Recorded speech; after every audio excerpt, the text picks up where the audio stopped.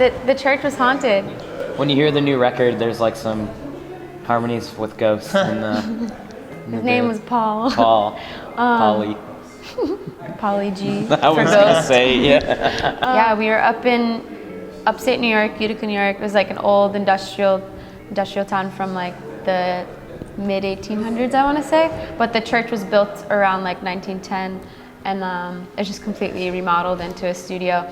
But we definitely encountered a lot of weird stuff towards the end of the studio. I feel like nothing had initially happened at first, but Lindsay and Anthony set up ghost traps like in the basement. Yeah. So nothing really happened until the very end. Like the last few weeks we were there, our engineer Anthony was downstairs like doing something with drums, and the downstairs area used to be where they would hold like wakes. And one day he was just working editing, and he thought he heard someone coming downstairs, and he turned and looked to say like hey to one of us, and he was like, nobody's there.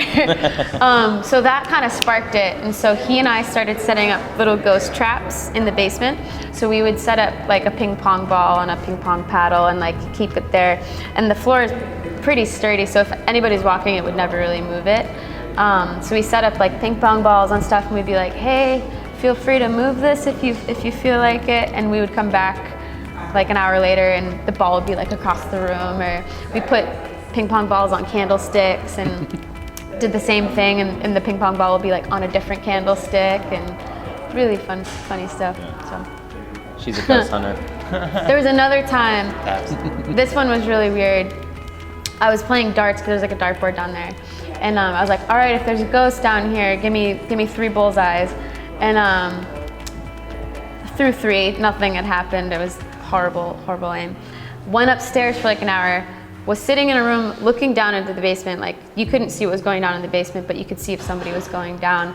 And an hour had passed, nobody had gone up or down, and I had gone downstairs to go grab something, and I looked at the dartboard and there's 3 darts in the bullseye.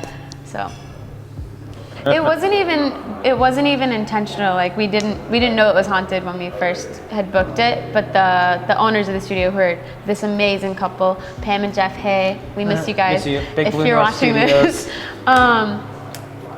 They had told us a little bit after we booked it. They're like, by the way, some weird things happened, but it was kind of serendipity. And it was a friendly ghost, I think. Yeah.